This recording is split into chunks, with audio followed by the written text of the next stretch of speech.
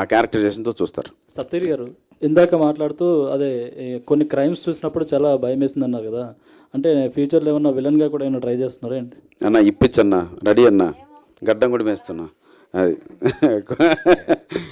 ఏది సార్, ఏదో పని కావాలని కోరుకునే వ్యక్తులు సార్. నేను అదే చెప్తాను ఇండస్ట్రీకి, పిలవండి, మీకు నమ్మకం లేకపోతే ఆడిషన్ కూడా చేస్తా, లేదు నాకు నచ్చలేదు అంటే వెళ్ళిపోతా. నేను ఆ వేరియేషన్ కోరుకునే వ్యక్తి.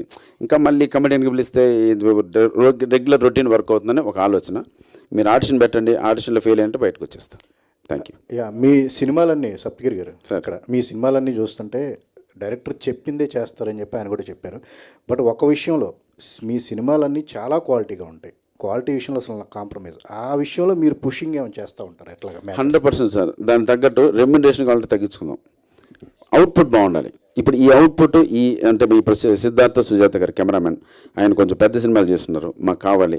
శేఖర్ చంద్ర ఈ బడ్జెట్లో లేకపోయినా పెట్టుకున్నాం. సో ఇలా పెట్టుకుంటేనే నేను ఇంత పెద్దవాళ్ళ దగ్గర తిరగలను సార్, ఈ క్వాలిటీతో సినిమా చేశాను, ఈ కంటెంట్తో సినిమా వస్తుందని. ఇప్పుడు మనకి లిజన్ కరెక్ట్గా లేదనుకోండి, నేను వాళ్ళ దగ్గర చూసినా ఏది ఈ క్వాలిటీ సరిలేదురా అని చెప్తారు ఫస్ట్. సో దానికోసం డెఫినెట్గా కాంప్రమైజ్ అవ్వాల్సిందే. అలాగే అయ్యాం, ప్రతి సినిమాకి నేను అలాగే అవుతా సార్.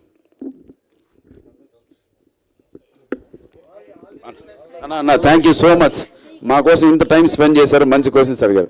Love you.